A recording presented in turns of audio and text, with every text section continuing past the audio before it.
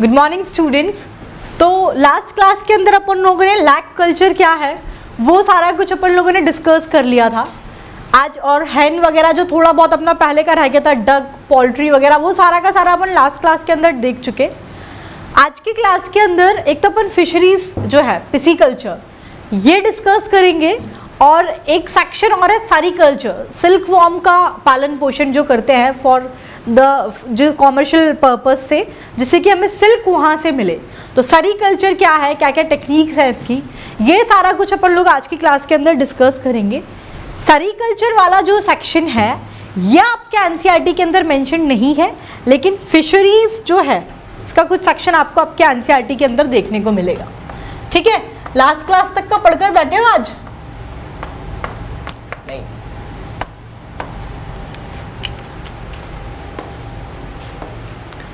तो पहले तो सिंपल, बहुत से सिंपल से चीजें हैं इसके अंदर।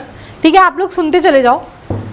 फिशरी जो इंडस्ट्री है, it is devoted for the catching, rearing और द प्रोसेसिंग ऑफ, मतलब इसके अंदर मछली को पकड़ना और उनको मनी पर्पस के लिए उनको जो बेचते हैं अपन, शेलफिश, एक्वाटिक एनिमल्स वगैरह जितने भी हैं, ये सारा कुछ इंक्लूड होता है इस इंडस्ट्री के अंदर। ठीक है, तो fishery it is an industry devoted for the catching और the processing, catching and the processing यानी कि selling for the fish, shellfish and other aquatic animals.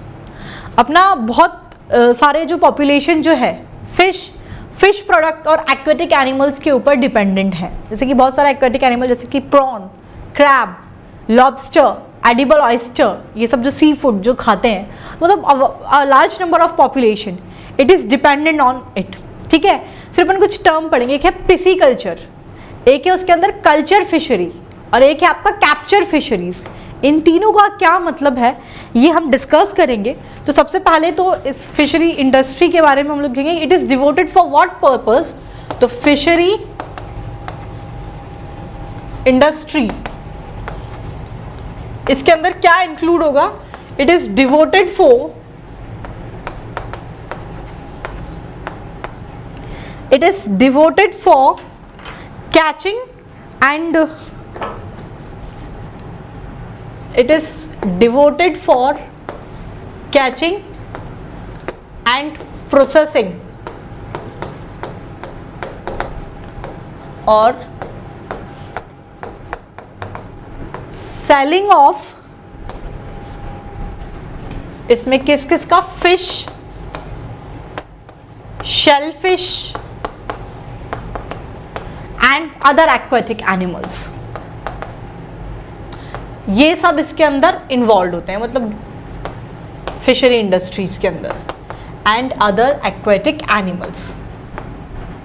Clear?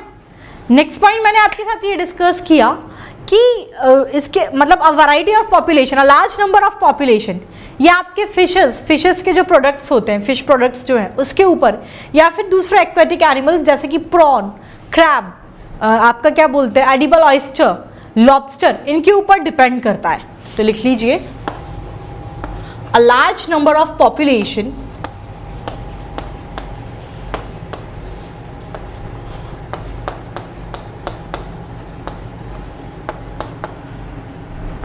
it depend on fish and their products,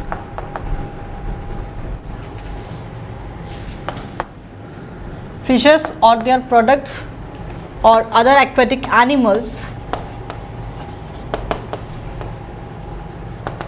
जैसे कि like prawn, sea food है, famous sea food खाते हैं इसे। ठीक है, crab, edible oyster, lobster etcetera. Clear? तो इसके ऊपर डिपेंडेंसी होती है।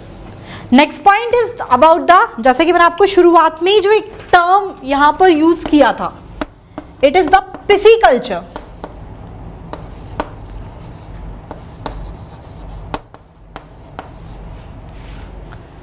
पिसीकल्चर में क्या होता है? It is the rearing, catching and management of fishes, यानी कि इसमें पालन पोषण भी होगा इसका, रियरिंग, कैचिंग, उसके जब वो टेबल स्टेज पर आ जाता है, टेबल स्टेज यानी कि एडिबल फॉर्म में जब आ जाएगी, उसका साइज जब उतना डेवलप हो जाएगा, तो उसके अंदर आपका रियरिंग, कैचिंग, और तीसरी चीज जो है इसके अंदर that is the management of fishes. Management में it is related with the selling point of view.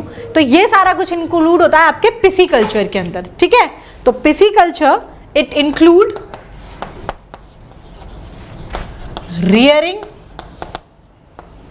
Catching and management of fishes.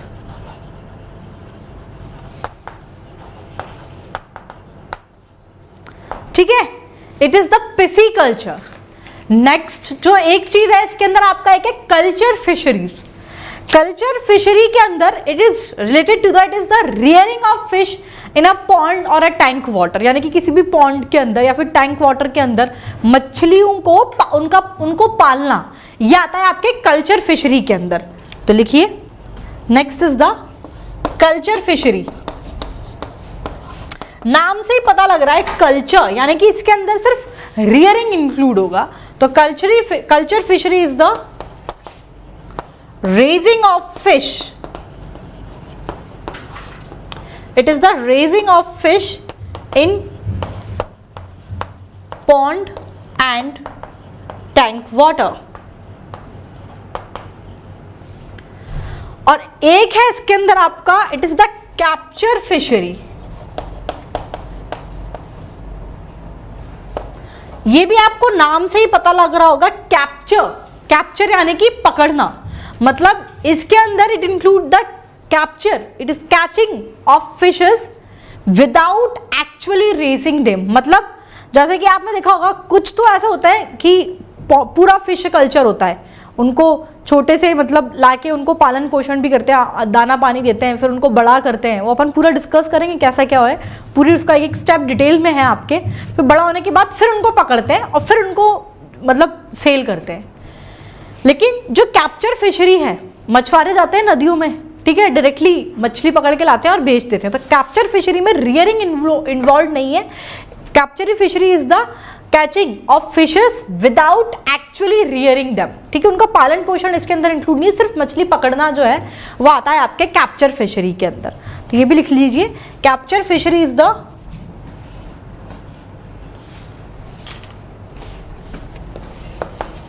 It is catching of fish without rearing them, ठीक है। तो ये हो गया। नेक्स्ट, अगर सी फूड का जो प्रोडक्शन जो होता है उसके अंदर इंडिया जो है आपके 6th पोजीशन पर है, ठीक है। फॉरमोस्ट मतलब टॉप 6 पोजीशंस के अंदर है। India is present 6th foremost sea producing nations in the world, ठीक है। एक है ब्लू रेवोल्यूशन। ब्लू रेवोल्यूशन एक ऐसा एफर्ट है जिससे कि फिशेस का जो यील्ड है, उनका जो प्रोडक्शन है, it increase the fish yield in India, उसके लिए लाया था ब्लू रिवॉल्यूशन। क्या ये लिख लो आप, एक तो हेडिंग यही डाली कि what is blue revolution.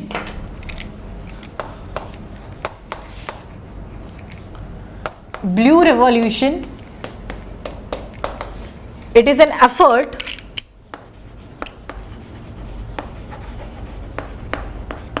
to increase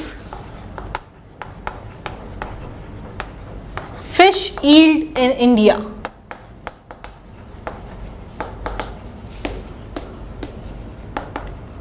ठीक है। नेक्स्ट पॉइंट, मैंने आपको इंडिया का कौन सा पोजीशन है तो ये लिख लीजिए, India ranks 6th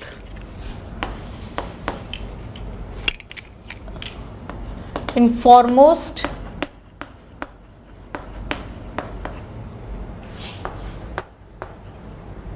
sea producing nations in world। मतलब वर्ल्ड के अंदर जितने भी सी फूड प्रोड्यूसिंग लिखा है मैंने, सी सी फूड प्रोड्यूसिंग नेशंस है, जहाँ जो मतलब सी फूड का प्रोडक्शन जो है वर्ल्ड के अंदर 6th नंबर पर स्टैंड करता है आपका इंडिया यहाँ पर। क्लियर? तो ये अपन ने कुछ एक थोड़ा बहुत जनरल इंट्रोडक्शन इसके अंदर हम लोगों ने देखा। तो सीधा कुछ नहीं, इसके अंदर मेन चीज आपको इसमें तो ये सारी चीजें पता है। पिसीकल्चर क्या होता है ये पता होना चाहिए। पिसीकल्चर के अंदर रियरिंग, कैचिंग एंड मैनेजमेंट तीनों चीजें इंक्लूडेड है फिशेस के। Next is the culture fishery. नाम से ही मतलब कल्चर के अंदर सिर्फ आपका रेजिंग आएगा, मतलब सिर्फ इसमें पालन पोषण है। It is the raising of fishes in pond and the tank water. Capture fishery के अंदर रियरिंग नहीं है, सिर्फ कैचिंग है। ठीक है, तो ये दोनों तीनों टर्मिनोलॉजीज आपको पता होना चाहिए। ब्लू रिवोल्यूशन क्या है इसका एक आइडिया होना चाहिए। ग्रीन रिवोल्यूशन आपके एग्रीकल्चरल पॉइंट ऑफ व्यू से, ब्लू वाटर का कलर ब्लू, तो blue revolution is for the aquatic animals. तो इसमें लिखा है कि blue revolution it is an effort to increase the fish yield in India, और इंडिया का position in the sea producing countries in the world it is at the 6th position. ये आपको ध्यान रखना है। नेक्स्ट मैं कुछ स्पीशीज जो है, इंडिजीनियस स्पीशीज कौन सी है इसकी, एक्सोटिक स्पीशीज कौन सी है, कुछ मरीन फिशेस के नाम, कल्टिवेबल फिशेस जो है ये आपके दे रखी है। व्हाट वर दे, ये हम डायरेक्टली पावर पॉइंट से डिस्कस करेंगे। तो ये आप लोगों ने नोट आउट कर लिया। रेक्टिफिकेशन वाला जो भी सेक्शन है सिर्फ नाम अपन सब पावर पॉइंट में देख लेंगे, थोड़ा टाइम कम लगेगा जिससे कि। ठीक है, चलिए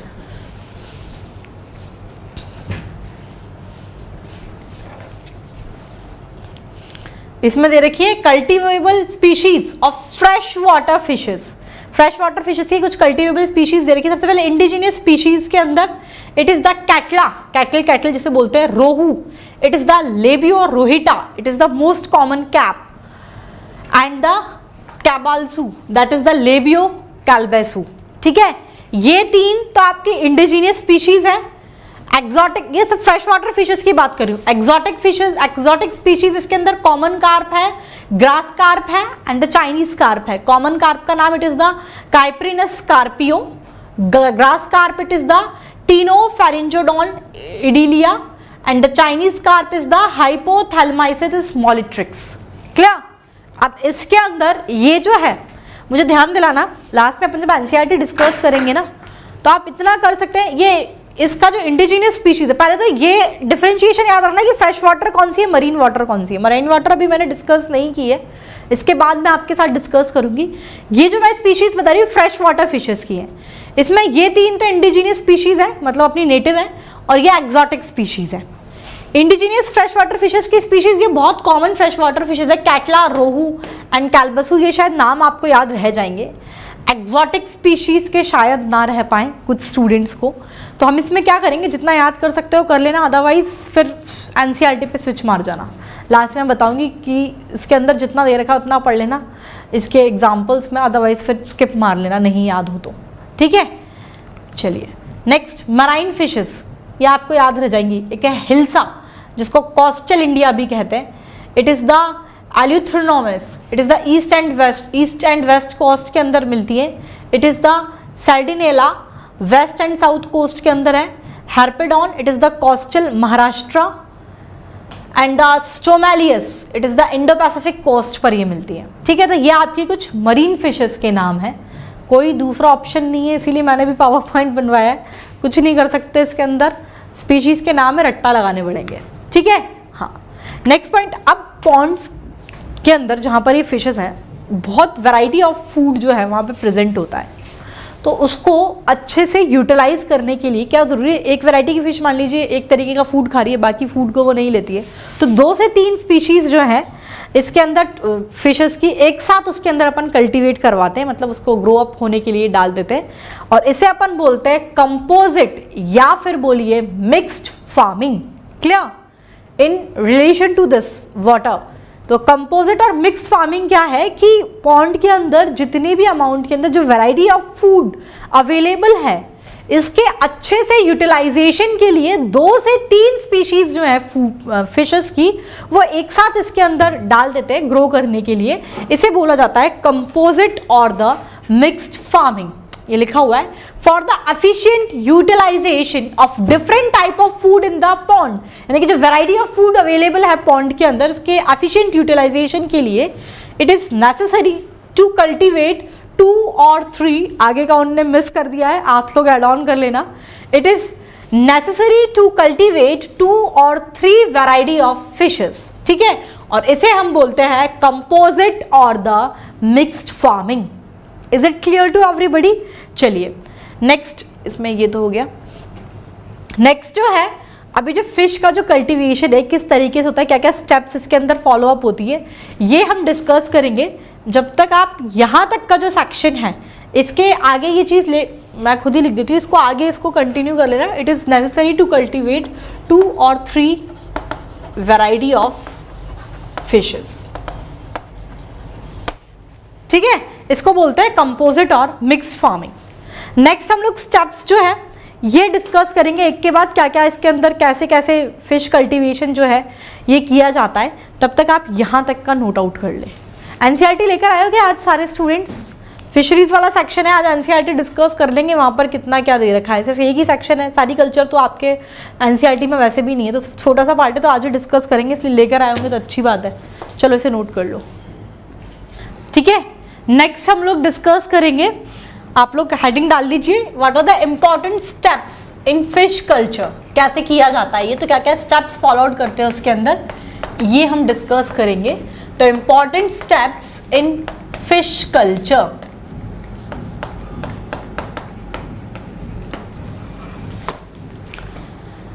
सबसे पहले तो क्या करते हैं, पहले ध्यान से सुनो, after that we will start with the writing section. सबसे पहले तो आपको जो भी फिश वैरायटी चाहिए, जो भी डिजायरेबल फिशेस हैं, उसका प्योर सीड को ऑब्टेन करते हैं और आपके healthy male and female superior fish species के उन्हें अपन सिलेक्ट करते हैं, ठीक है। फिर क्या करते हैं, ये जो हेल्दी मेल एंड फीमेल जो आपने सेलेक्ट किए सुपीरियर फिश स्पीशीज के, these are then induced to inbreed artificially, ठीक है। अब इनको ब्रीडिंग के लिए कि ये ब्रीड करें, इसको ये आर्टिफिशियली इन्हें इंड्यूस किया जाता है।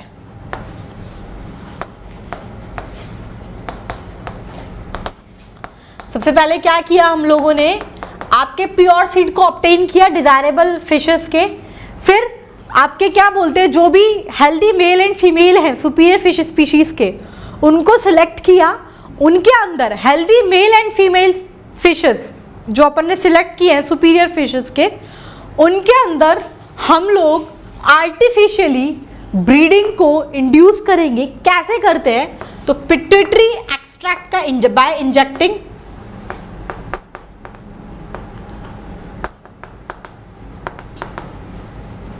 पिट्यूटरी एक्सट्रैक्ट, जैसे कि लाइक फॉलिकल स्टिमुलेटिंग हार्मोन और द ल्यूटिलाइजिंग हार्मोन, या फिर synthetic hormone like human chorionic gonadotropic hormone, ठीक है। इन सब का इंजेक्शन लगाते हैं, तो जिससे कि क्या होगा, ये जो पिट्यूटरी एक्सट्रैक्ट FSH और LH या फिर सिंथेटिक हार्मोन जैसे कि ह्यूमन क्रॉनिक गोनेडोट्रोफिक हार्मोन, इसको जब हम इंजेक्ट करते हैं इन फिश के अंदर, तो ये फीमेल के अंदर तो स्वामिंग को इंड्यूस करता है, इट इंड्यूस स्वामिंग इन फीमेल, और मेल के अंदर ये उन्हें माल्ट को ओवा के ऊपर इजेक्ट करने के लिए स्टिमुलेट करता है, इंड्यूस करता है। माल्ट क्या, एक्चुअली इट कंटेन्स स्पर्म, ठीक है। तो ये ओवा के ऊपर इसे इजेक्ट करेंगे, तो इससे ओवा जो है फर्टिलाइज हो जाएंगे, ऐसा होता है। पहला स्टेप आपको समझ में आया होगा, क्या किया, जो सुपीरियर मेल और फीमेल स्पीशीज को हमने जो सिलेक्ट किया है, फिशेस स्पीशीज सुपीरियर मेल और फीमेल को जो सिलेक्ट किया है, उनके अंदर हम लोगों ने आर्टिफिशियली ब्रीडिंग को इंड्यूस करवा रहे हैं। ये जो ब्रीडिंग को इंड्यूस करवाते हैं आर्टिफिशियली, इसका तरीका क्या है, तो मैंने आपके साथ डिस्कस किया कि हम पिट्यूटरी एक्सट्रैक्ट को इंजेक्ट करते हैं। पिट्यूटरी एक्सट्रैक्ट जैसे कि फॉलिकल स्टिमुलेटिंग हार्मोन हो गया, ल्यूटिलाइजिंग हार्मोन हो गया, synthetic hormone like the human chorionic gonadotropic hormone, इन सबके इंजेक्शन से हम इन सुपीरियर मेल और फीमेल के अंदर आर्टिफिशियली ब्रीडिंग को इंड्यूस करा रहे हैं। तो इसके इंजेक्शन से क्या रिजल्ट्स क्या होते हैं, फीमेल के अंदर तो इट इंड्यूस द स्वामिंग, स्वामिंग का मतलब समझते हैं, यानी कि ये ओवा जो एग का जो प्रोडक्शन है इसको स्टिमुलेट करेगा। तो फीमेल के सॉरी स्वामिंग स्पॉनिंग,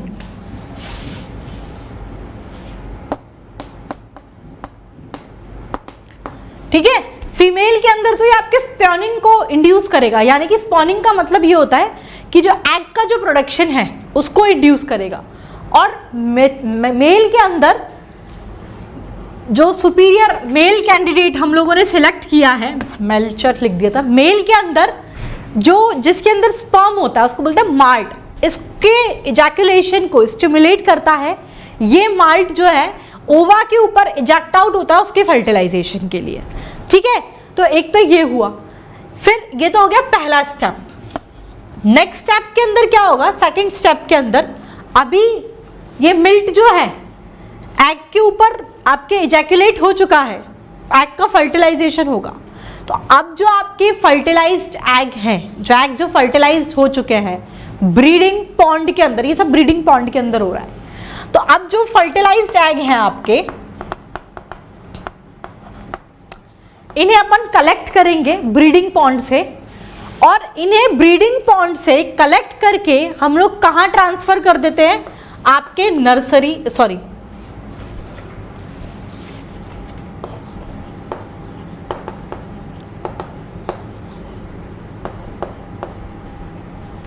मतलब हैचिंग पार्ट जहां पर होता है वहां पर हैचरीज के अंदर, ठीक है, हम लोग इन्हें फर्टिलाइज्ड एग को जो है ट्रांसफर कर देंगे, ठीक है। हैचरीज या फिर इसे हैचिंग पिट्स कहते हैं।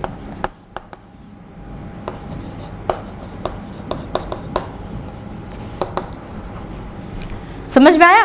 फर्टिलाइज्ड एग को, ये जो एग जो फर्टिलाइज हो चुका, क्योंकि फीमेल के अंदर स्पॉनिंग इंड्यूस हो गया, मेल ने जो मिल्क है इसको इजैकुलेट कर दिया, इसको इजेक्ट आउट कर दिया आपके एग के ऊपर टू फर्टिलाइज देम। अब जो फर्टिलाइज्ड एग है ये सब हो रहा था ब्रीडिंग पॉन्ड के अंदर, इसे ब्रीडिंग पॉन्ड से कलेक्ट करके हम इसे हैचरीज या फिर बोलते हैं हैचिंग पिट्स, इनके अंदर ट्रांसफर कर देते हैं। इनके अंदर ट्रांसफर करने से क्या होगा, अब यहाँ पर होगी हैचिंग। तो हैचिंग से जो इसके अंदर से स्मॉल हैचलिंग्स या फिर इन्हें सैक फ्राई कहते हैं, ये आपके निकलते हैं, ठीक है। तो फर्टिलाइज्ड एग को हैचिंग पिट्स और हैचरीज के अंदर अपन ने ट्रांसफर कर दिया। यहां पर आपकी हैचिंग हुई, जिसकी वजह से आपके हैचलिंग्स और सैक फ्राई बोलते हैं ना, ये यहां से निकले, ठीक है। अब फाइनली क्या होता है, ये तो हुआ सेकंड स्टेप। थर्ड स्टेप के अंदर क्या होगा, अभी ये जो सैक फ्राई बन गए ना, वो जो अंडे थे उनके, वो अभी उनमें हैचिंग यानी कि वो बाहर आए तो उसको बोला अपन ने सैक फ्राई।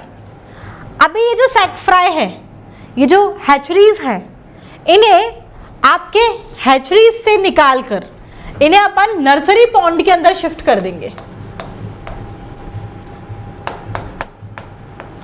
ये जो सैक फ्राई है अभी फाइनली, इन्हें आपने हैचरीज से कहा नर्सरी पॉन्ड के अंदर ट्रांसफर कर दिया है। हैचरीज के अंदर हैचिंग हुई थी तो सैक फ्राई बने थे। जब ये सैक फ्राई नर्सरी पॉन्ड के अंदर आते हैं तो यहाँ पर ये ग्रो होते हैं, ठीक है। यहाँ पर ये ग्रो होंगे बाय टेकिंग द फूड यहाँ पर जो अवेलेबल है इसको लेके नर्सरी पॉन्ड के अंदर, यानी कि इनका ग्रो अप होंगे। और सैक फ्राई जो है नर्सरी पॉन्ड के अंदर, सैक फ्राई जो है नर्सरी पॉन्ड के अंदर ग्रो होकर डेवलप होते हैं फ्राई के अंदर, it developed into the fry. फिर फाइनली क्या होता है, अभी इस नर्सरी पॉन्ड के अंदर जो भी फाइटोप्लैंक्टन्स और जू प्लैंक्टन्स अवेलेबल है, इन फाइटोप्लैंक्टन्स और जू प्लैंक्टन्स को खाएंगे ये फ्राई, इनके ऊपर फीड करेंगे। और ये जो फ्राई जो है ये अपने साइज के अंदर यहाँ पर चेंज होके थोड़ा सा और बड़े होते हैं और दे चेंज इनटू द फ्राइलिंग्स। समझ में आया? सबसे पहले ब्रीडिंग को इंड्यूस किया हमने, आर्टिफिशियली इंड्यूस किया, पिट्यूटरी एक्सट्रैक्ट का इंजेक्शन लगाया मेल फीमेल के अंदर, जो सुपीरियर मेल और फीमेल हमने सेलेक्ट किए थे। तो पिट्यूटरी एक्सट्रैक्ट के इंजेक्शन से होगा ये कैसे आर्टिफिशियली ब्रीडिंग को इंड्यूस करते हैं, तो फीमेल के अंदर तो ये स्पॉनिंग को इंड्यूस करते हैं, स्पॉनिंग यानी कि एग का प्रोडक्शन करवाएंगे, और मेल के अंदर मिल्क का इजेक्ट आउट करवाते हैं आपके एग्स के ऊपर, जिससे कि वो उसे फर्टिलाइज कर सके। यहाँ पर मिल्क जो है इट कंटेन द स्पर्म, ठीक है। फिर क्या हो गया, अभी एग का फर्टिलाइजेशन हो चुका है, तो फाइनली क्या करेंगे हम नेक्स्ट स्टेप के अंदर, जो ब्रीडिंग पॉन्ड है उस ब्रीडिंग पॉन्ड से उन फर्टिलाइज्ड एग को कलेक्ट करके आपके हैचरीज या फिर बोलिए हैचिंग पिट्स, वहां पर इन्हें ट्रांसफर कर देते हैं। यहां पर इनका क्या होगा, यहां पर इनके अंदर हैचिंग होगी और ये फाइनली आपके यहां पर इसमें हैचलिंग्स या फिर बोलिए सैक फ्राई ये आपके बनेंगे। अब क्या होगा, अब ये जो सैक फ्राई हैं इन्हें हैचरीज से लेकर इन्हें ट्रांसफर कर दिया जाता है नर्सरी पॉन्ड के अंदर। नर्सरी पॉन्ड के अंदर क्या होता है, ये जो सैक फ्राई है ये डेवलप होते हैं आपके फ्राई के अंदर, और ये जो फ्राई है उस पॉन्ड के अंदर, नर्सरी पॉन्ड के अंदर जो फाइटोप्लैंक्टन्स और जूप्लैंक्टन्स जो अवेलेबल है उन्हें खाकर डेवलप होते हैं फिंगरलिंग्स के अंदर। ठीक है, अभी फिंगरलिंग्स तक आपको समझ में आ गया होगा कि क्या, सॉरी फ्राइलिंग्स के अंदर अभी आपको यहां तक समझ में आएगा कि फिंगरलिंग्स तक क्या हुआ। फ्राइलिंग्स लिखा हुआ है, ये आपके डेवलप हो गए फाइनली जूप्लैंक्टन्स और फाइटोप्लैंक्टन्स को खाकर फिंगरलिंग्स के अंदर। फिर फिंगरलिंग्स से आगे कैसे इनका साइज इंक्रीज होता है, कैसे पहले ये 15 से 20 सेंटीमीटर के होते हैं, फिर कैसे ये आपके टेबल साइज तक गेन करते हैं। टेबल साइज यानी कि उतना लार्ज फिश जो हम खाते हैं, एडिबल जो साइज जो होता है फिश का, कैसे वो वहां तक वो करते हैं, फिर कैसे उनको कैच आउट करते हैं, कैसे उनको सोल्ड आउट करते हैं, ये सारा का सारा प्रोसीजर आगे की तरफ हम लोग डिस्कस करेंगे। तब तक मैंने यहाँ फिंगरलिंग्स तक जो आपके साथ डिस्कस किया है ये पहले अपन नोट आउट कर लेते हैं। ठीक है,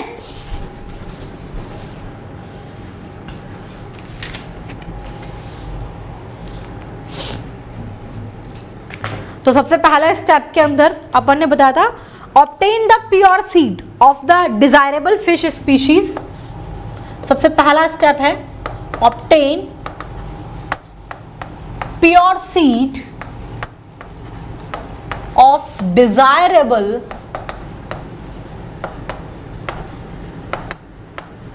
fish species.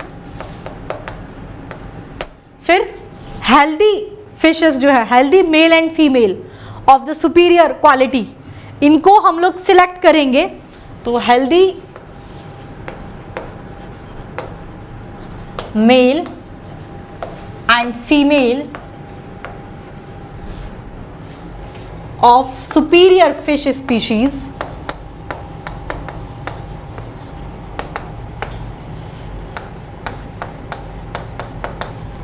they are selected। ठीक है, फिर क्या करते हैं, फिर इसके बाद हम इनके अंदर आर्टिफिशियली ब्रीडिंग को इंड्यूस करते हैं। फिर लिखिए देन इंड्यूस्ड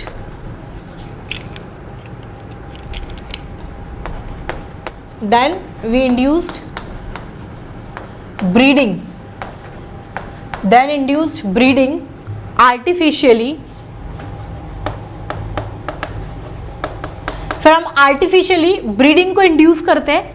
आर्टिफिशियली ब्रीडिंग को इंड्यूस करने के लिए करते क्या है, तो लिखिए by injecting pituitary extract. Hypophysation भी कहा जाता है इसे। ठीक है, तो by injecting the pituitary extract, इसको ब्रैकेट में लिख लो, जो आर्टिफिशियली हम ब्रीडिंग को इंड्यूस कर रहे हैं by injecting the pituitary extract, इसे कहते हैं हाइपोफाइसेशन।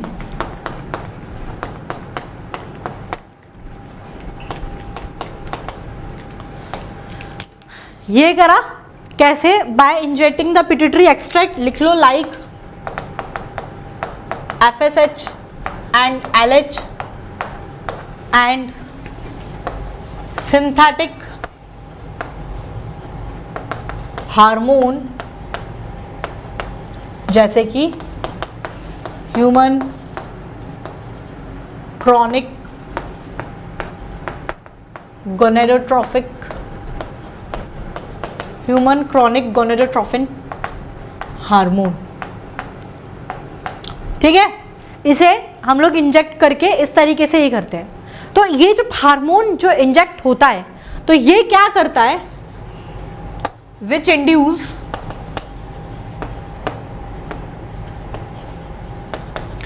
ये आपके फीमेल्स के अंदर तो स्पॉनिंग को इंड्यूस करता है, which induce spawning in female. अब इसमें स्पॉनिंग का मतलब आप लोग चाहो तो लिख लेना, इसका मतलब होता है एग का प्रोडक्शन करवाता है, ठीक है। It induce the spawning in female and eject milt का ब्रैकेट में लिख लो, it contains sperm.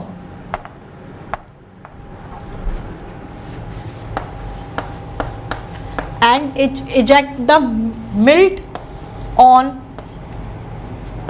egg to fertilize them। तो इन्होंने उन एग पर मिल्ट को इजेक्ट आउट कर दिया है जिससे कि वो एग जो है ये फर्टिलाइज्ड हो जाए। नेक्स्ट स्टेप के अंदर क्या करते हैं, अभी ये जो फर्टिलाइज्ड एग है इन्हें हम ब्रीडिंग पॉन्ड से कलेक्ट कर हैचरीज या फिर बोलिए हैचिंग पिट यहां पर ट्रांसफर कर देते हैं। लिखो, now what happen, the fertilised egg they are collected from breeding pond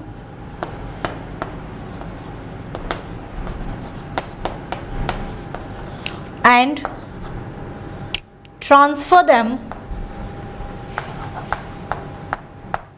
इन्हें ट्रांसफर कर देते हैं, ट्रांसफर देम टू हैचरीज और हैचिंग पिट, ठीक है। इन्हें हैचरीज या फिर हैचिंग पिट में ट्रांसफर कर दिया है। यहां पर क्या होगा, where it hatches and form, यहां पर उनकी हैचिंग होगी और ये आपके हैचलिंग्स या फिर जिसे अपन बोलते हैं सैक फ्राई इसके अंदर डेवलप होते हैं एंड फॉर्म हैचलिंग्स और सैक फ्राई, ठीक है। अब क्या होगा, सैक फ्राई तक तो हो गया। अब क्या होगा, ये जो सैक फ्राई हैं इन्हें हम आपके इन हैचरीज से उठाकर नर्सरी पॉन्ड के अंदर ट्रांसफर कर देंगे। तो ये कर लिया होगा आपने इस फॉर्मेट में। चलिए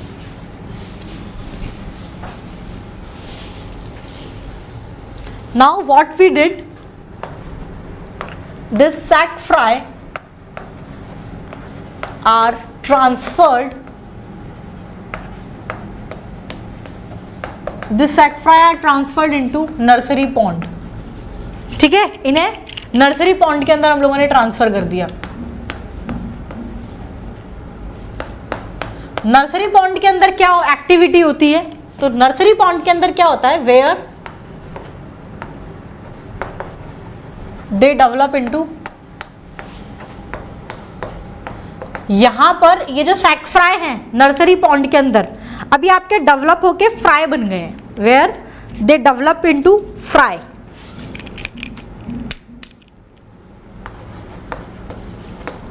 ठीक है। फिर क्या होगा, अब आपकी जो नर्सरी पॉन्ड है यहां पर फाइटोप्लैंक्टन्स और जो जूप्लैंक्टन्स अवेलेबल हैं ये इनको फीड करके फिंगरलिंग्स के अंदर डेवलप हो जाएंगे। तो now the phytoplanktons and zooplanktons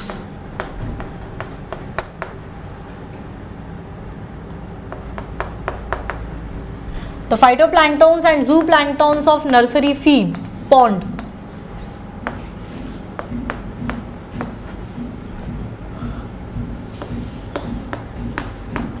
are eaten by this sac fry, they are fed by sac fry and sac fry नहीं फ्राई है ना अभी तो, and develop into, ये आपके फाइनली जो फ्राई थे फिंगरलिंग्स के अंदर डेवलप हो चुके हैं। ये और लिख लेना, ये जो फ्राई जो होते हैं ना they also feed on the synthetic food, ठीक है। आर्टिफिशियल फूड जो है इसके ऊपर भी फीड करते हैं ये लोग। तो अभी ये जो फ्राई हैं इन्होंने फाइटोप्लैंक्टन्स और जूप्लैंक्टन्स को खाकर ये आपके फिंगरलिंग्स के अंदर डेवलप हो चुके हैं। अब नेक्स्ट स्टेप में क्या करते हैं, आपके इन फिंगरलिंग्स को आपके यहाँ से जो नर्सरी पॉन्ड है यहाँ से हम रियरिंग और द रेजिंग पॉन्ड यहाँ पर ट्रांसफर कर देते हैं।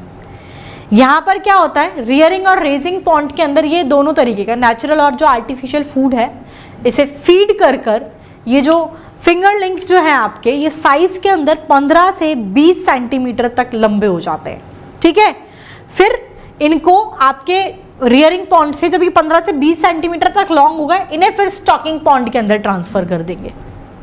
अभी फिंगरलिंग्स का डेवलपमेंट हो चुका है, अब हम फिंगरलिंग्स को यहाँ से नर्सरी पॉन्ड से उठाकर आपके रियरिंग और रेजिंग पॉन्ड के अंदर ट्रांसफर कर रहे हैं। लिख लो, द फिंगरलिंग्स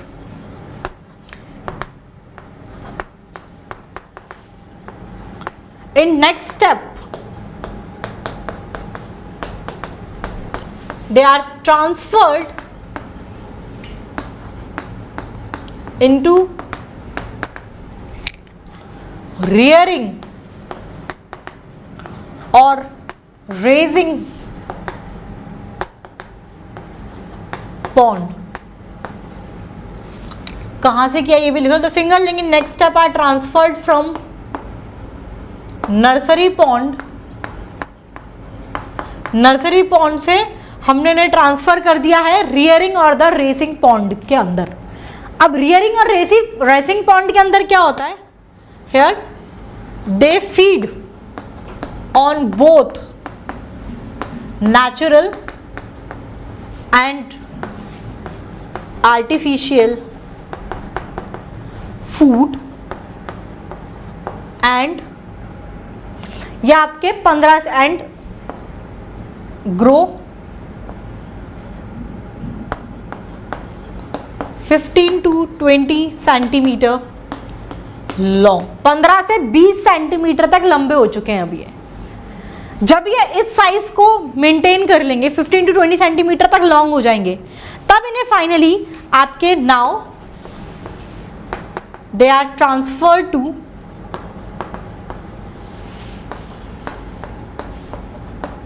इन्हें रियरिंग और रेजिंग पॉन्ड से आपके स्टॉकिंग पॉन्ड के अंदर ट्रांसफर कर दिया जाता है।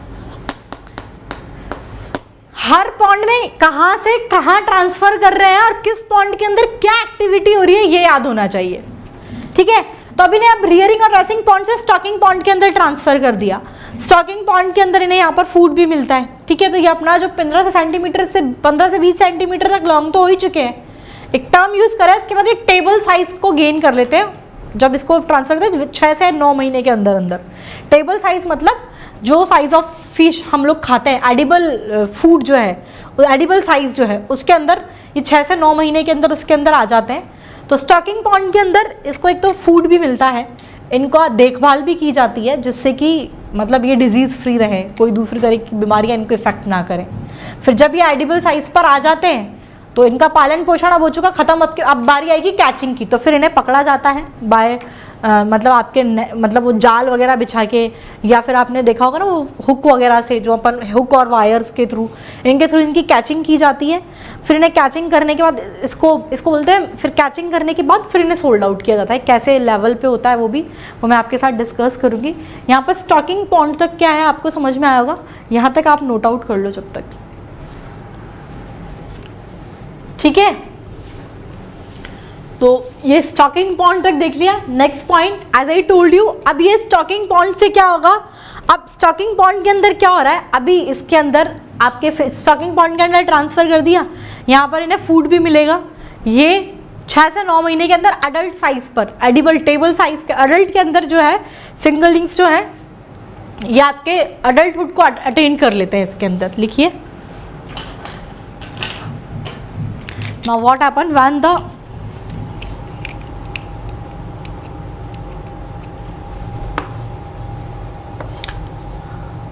अब मैं डायरेक्टली ऐसे लाइन लिख रही हूँ, ऐसा पूरा फ्रेम नहीं कर रही। अभी स्टॉकिंग पॉन्ड के अंदर जब फिशेस आपकी आ गई, इन द स्टॉकिंग पॉन्ड, लिखी लो, इन स्टॉकिंग पॉन्ड्स जो फिंगरलिंग्स हैं आपके, जो 15 से 20 सेंटीमीटर तक लंबे हो चुके हैं, fingerlings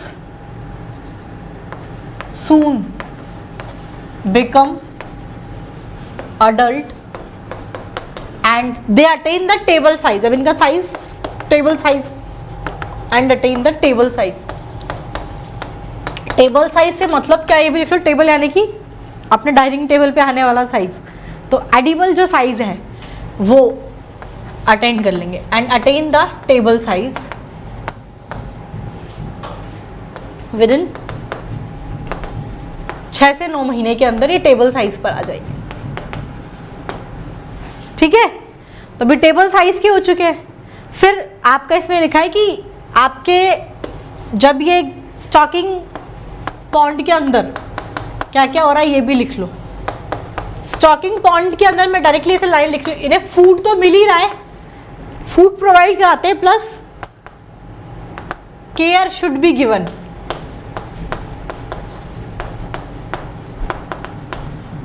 to prevent them from disease and other hazardous agent.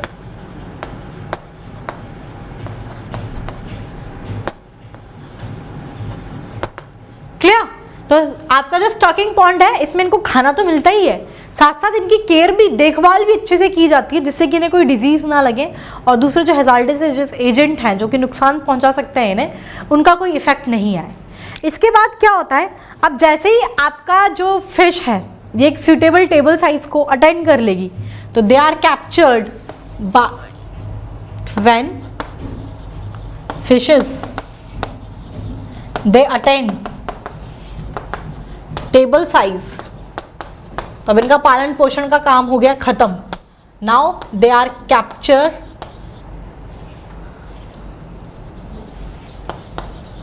अब इन्हें पकड़ा जाता है बाय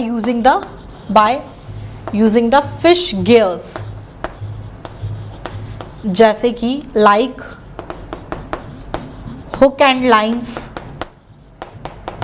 ठीक है, आपके कास्ट नेट्स इसके अंदर यूज करते हैं हम लोग, ड्रैग नेट, गिल नेस्ट, ये सब अपन यूज करते हैं. By using gill net, drag net, cast nets.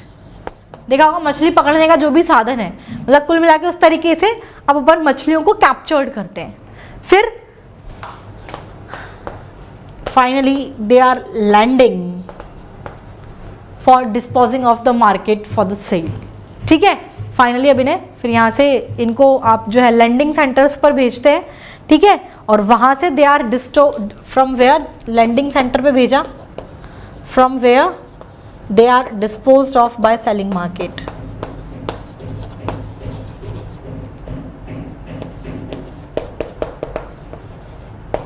यहाँ से ना मार्केट में, मच्छी बाजार वगैरह में बेचने के लिए भेज दिया जाता है. तो this are the few important steps for the fish culture. ये सारा का सारा मैं आपके साथ डिस्कस कर चुकी, थ्योरी अपन पूरी डिस्कस कर चुके हैं इसकी. अब इसको याद करने का क्या है, आप ना एक एक पॉइंट में इसमें ये याद रखना है कहाँ से कौन से पॉइंट में भेज रहे हैं. पहले ब्रीडिंग पॉइंट से अपन ने क्या बोलते हैं हैचलिंग्स, वहाँ भेजा हैचरीज के अंदर. हैचरीज से अपन ने नर्सरी पॉन्ड के अंदर शिफ्ट किया. नर्सरी पॉन्ड से अपन लोगों ने इसे रेसिंग और द रियरिंग पॉन्ड में शिफ्ट किया. रियरिंग पॉन्ड से फाइनली फिर स्टॉकिंग पॉन्ड में आया. फिर स्टॉकिंग पॉन्ड से वो मार्केट में जाते हैं. ठीक है, अब कौन सी पॉन्ड में क्या एक्टिविटी हो रही है ये पता होना चाहिए. सबसे पहले तो अपन ने प्योर सीड ऑब्टेन किए जो भी डिजायरेबल फिश है. फिर उस सुपीरियर फिश स्पीशीज के मेल और फीमेल को सिलेक्ट करेंगे और उनके अंदर आर्टिफिशियली ब्रीडिंग को इंड्यूस करेंगे. आर्टिफिशियली ब्रीडिंग को इंड्यूस करने का तरीका पता होना चाहिए कि हम लोग पिट्यूटरी एक्सट्रैक्ट का इंजेक्शन लगाते हैं, इसको हाइपोफाइसेशन भी कहा जाता है. इससे क्या होता है, इसमें जैसे कि follicle stimulating hormone, luteinizing hormone, synthetic hormone जैसे कि ह्यूमन क्रोनिक गोनेडोट्रोफिन हार्मोन, इसका इंजेक्शन लगाते हैं. तो इससे क्या होता है, ये फीमेल के अंदर तो स्पॉनिंग को यानी कि एग के प्रोडक्शन को इंड्यूस करेगा और मेल के अंदर मिल्क को एजेक्ट आउट करने के लिए एग्स पर स्टिमुलेट करेगा. मिल्क जो है इसके अंदर स्पर्म्स प्रेजेंट होते हैं जिससे कि वो एग फर्टिलाइज्ड होंगे. ठीक है, यानी कि अभी एग का फर्टिलाइजेशन हो गया. अब नेक्स्ट स्टेप में क्या करेंगे, जो फर्टिलाइज्ड एग हैं इन्हें हम ब्रीडिंग पॉन्ड से आपके हैचलरीज या फिर बोलिए हैचिंग पिट यहाँ पर ट्रांसफर कर देते हैं। जैसा कि नाम है हैचरीज, तो यहाँ पर हैचिंग ही होती है अंडों की, तो हैच करके इसमें हैचलरी या फिर बोलिए फ्राई सैक ये आपके बन जाएंगे। अब इन फ्राई सैक को इन हैचरीज से उठाकर हमने नर्सरी पॉन्ड के अंदर शिफ्ट कर दिया। नर्सरी पॉन्ड में ये फ्राई सैक जो है ये डेवलप होकर सैक बना लेते हैं, सैक में कन्वर्ट हो जाते हैं, सैक बन जाते हैं। फिर क्या होता है, ये जो नर्सरी पॉन्ड के अंदर जो फाइटोप्लैंक्टन्स और ज़ूप्लैंक्टन्स जो प्रेजेंट हैं, ये जो फ्राई हैं, फ्राई सैक के जो फ्राई में डेवलप हो गए, तो ये जो फ्राई हैं, ये फ्राई नर्सरी पॉन्ड के अंदर जो फाइटोप्लैंक्टन्स और ज़ूप्लैंक्टन्स प्रेजेंट हैं, इन्हें फीड कर कर ये आपके डेवलप हो जाएंगे, ठीक है, और आपके ये फिंगरलिंग्स जो है इनको बना लेंगे। फिर क्या होगा, अपन ने नर्सरी पॉन्ड में शिफ्ट किया। नर्सरी पॉन्ड के अंदर आपके जो फ्राई सैक जो है ये आपके फ्राई के अंदर कन्वर्ट हो चुके हैं। फिर अब इन फ्राई को अपन ने या फिंगरलिंग्स में कन्वर्ट हो गए, कैसे भी बता दिया। अब इन फिंगरलिंग्स को हम नेक्स्ट स्टेप के अंदर रियरिंग या फिर बोलिए रेजिंग पॉन्ड, मतलब अभी नर्सरी पॉन्ड में तक फ्राई सैक थे पहले आपके, फ्राई सैक से सैक बन गया नर्सरी पॉन्ड के अंदर ही, फ्राई बन गया नर्सरी पॉन्ड के अंदर ही, ये फ्राई भी फिंगरलिंग्स में डेवलप हो गया नर्सरी पॉन्ड के अंदर ही। फिर अब फिंगरलिंग्स स्टेज तक तो नर्सरी पॉन्ड में है, अब नर्सरी पॉन्ड से रियरिंग और रेसिंग पॉन्ड में डाल दिया। रियरिंग और रेसिंग पॉन्ड के अंदर ये जो फिंगरलिंग्स है 15 से 20 सेंटीमीटर तक लंबे भी हो जाते हैं। अब फिर यहां से जब ये रियरिंग पॉन्ड में काम इतना ही होगा, ये 15 से 20 सेंटीमीटर तक लंबे होंगे। फिर फाइनली इस रियरिंग और रेसिंग पॉन्ड से इन फिंगरलिंग को ट्रांसफर कर दिया जाता है स्टॉकिंग पॉन्ड के अंदर।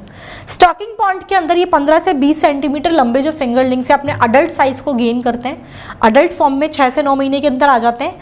जैसे ही आपका टेबल साइज यानी कि एडिबल साइज इसका गेन होता है, इसको बोला हार्वेस्टिंग। फिर अपन इन फिशेस को जो है इनको कैप्चर किया जाता है, ठीक है, फिर कैप्चर करके इसको लैंडिंग करके मार्केट में सोल्ड आउट के लिए कर देते हैं। This are the steps which is included in the fisheries, ये आपने देख लिया होगा। नेक्स्ट, फिशिंग प्रोडक्ट्स कौन कौन से क्या क्या मिलता है इससे। फिश ऑयल आपने सुना होगा, fish meal, fish protein, fish की स्किन से क्या होता है, सारा कुछ अपन डिस्कस करेंगे। पावर पॉइंट के थ्रू मैं उसको डिस्कस करूंगी आपके साथ। ये नोट आउट कर लिया क्या सभी स्टूडेंट्स ने? हटा दूं उसे? चलिए,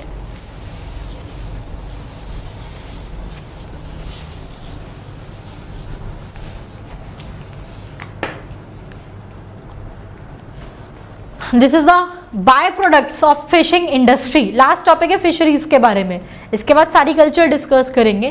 तो फिशिंग इंडस्ट्रीज के बाय प्रोडक्ट में देखो, सबसे isinglass, fish oil, fish meal, fish protein, fish flour, fish skin, ये सब कुछ है इसके अंदर। इसमें सबसे पहले इसमें जो इसिनग्लास के बारे में बता रखा है, तो it is a high grade collagen fiber which is produced from the air bladder or the swim bladder of certain fishes। ये लाइज नहीं है, टाइपिंग मिस्टेक है, इट इज लाइक, ठीक है। मतलब इसिनग्लास जो है हाई ग्रेड कोलेजन है, जो कि जो आपके स्विम ब्लैडर और जो एयर ब्लैडर होते हैं कुछ फिशेस के, वहाँ से ये मिलता है।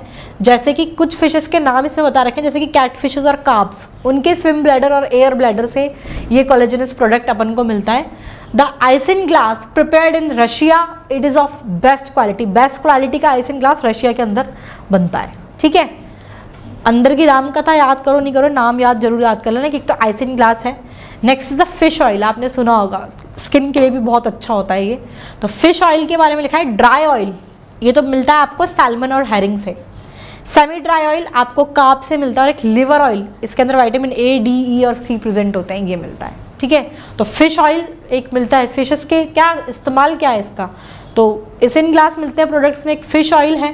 Fish meal, it is prepared from the waste of fish oil. Fish oil का जो वेस्टेज होता है उससे बनता है आपका fish meal. Waste of cod industry is called white fish meal, ठीक है, उसे व्हाइट फिश मील कहते हैं। It contain calcium, phospholipids and iodine. White fish meal के अंदर कैल्शियम, फॉस्फोलिपिड और आयोडीन का अमाउंट भी इसमें दे रखा है। For younger animal it has to be proved a good nutritive diet. Younger animals जो ग्रोइंग एनिमल्स होते हैं उनके लिए बहुत अच्छी न्यूट्रिटिव डाइट है ये fish meal, which is the waste product of the fish oil, ठीक है। Next is the fish protein. Fish protein जो है क्रीम्स, फार्मास्यूटिकल्स, मतलब आइस, स्पेलिंग मिस्टेक है, क्रीज में लिखा हुआ है, आइसक्रीम्स में, फार्मास्यूटिकल्स के अंदर, पेंट्स के अंदर, वार्निश के अंदर, टेक्सटाइल के अंदर, पेंट्स के अंदर, कॉस्मेटिक्स के अंदर, इन सबको बनाने के लिए काम में लिया जाता है फिश प्रोटीन का। ठीक है, तो एक इसका ये यूज है। एक है फिश फ्लोर। फिश फ्लोर क्या है? ये भी आपका हाईली न्यूट्रिटिव फूड है जो कि सॉल्वेंट एक्सट्रैक्शन प्रोसेस से बनाया जाता है and it is easily digested by infant of 3 to 4 month. 3 से 4 महीने का बच्चा भी जो है, इन्फेंट जो है, इसे इजीली डाइजेस्ट कर सकता है, यानी कि इतना हाईली डाइजेस्टेबल फूड है ये, that is the fish flow. Clear? Next, fish के स्किन से क्या मिलता है? तो जो स्किन जो होती है कुछ फिशेस की, जैसे कि शार्क की, आपके जो ज्वेलरी बॉक्सेस होते हैं, कार्ड बॉक्सेस होते हैं, इन सबको बनाने के काम में ली जाती है। देखो, skin of some fishes like shark and rays, they are used for covering the card cases, jewel boxes and the skateboards, इन सब के बनाने के काम में आती है। and the skin of cod, salmon and other fishes, they are also tanned and converted into the leather। कुल मिला के इसमें एक तो आइस एंड ग्लास आपको याद रखना है कि फिश बाय प्रोडक्ट्स जो हम डिस्कस कर रहे हैं फिशिंग इंडस्ट्रीज के, फिशेस को खाने के काम में आया, उसके अलावा उसके बाय प्रोडक्ट्स बता रहे हैं। Ice and glass, fish oil, fish oil का क्या यूज़ है? फिश मील क्या है?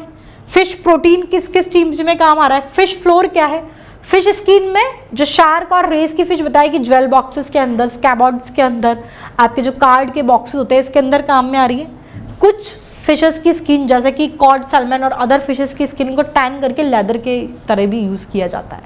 तो this all are the by products of the fishing industry. It is all about the fisheries.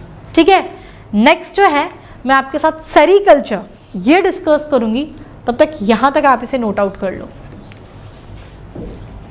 ठीक है, कर लिया इतना नोट आउट? चलिए, it is all about the today's lecture. Sericulture जो है अपन नेक्स्ट क्लास के अंदर ही स्टार्ट करेंगे। यहां तक का पढ़कर बैठना। एनसीईआरटी के अंदर इसके अंदर जितना भी डाटा इसके related to the fisheries available है उतना पढ़ लेना। नेक्स्ट क्लास सेरीकल्चर पे तो वैसे भी आपको मिलेगी नहीं। डिसीजेस कुछ दे रखी हैं एनिमल्स की, हम डिस्कस करेंगे। एनसीईआरटी के अंदर वो भी नहीं दे रखा अभी, तो वो अपन प्रोसीड करेंगे डायरेक्टली। वहाँ पे फिर प्लांट ब्रीडिंग से शुरू कर रखा है, तो देखते हैं अगर नेक्स्ट क्लास में शुरू हो जाता है, ये खत्म हो जाए तो नेक्स्ट क्लास में प्लांट ब्रीडिंग शुरू करेंगे। ठीक है, तो यहाँ तक का लेकिन पढ़कर ज़रूर बैठना। ठीक है, थैंक यू।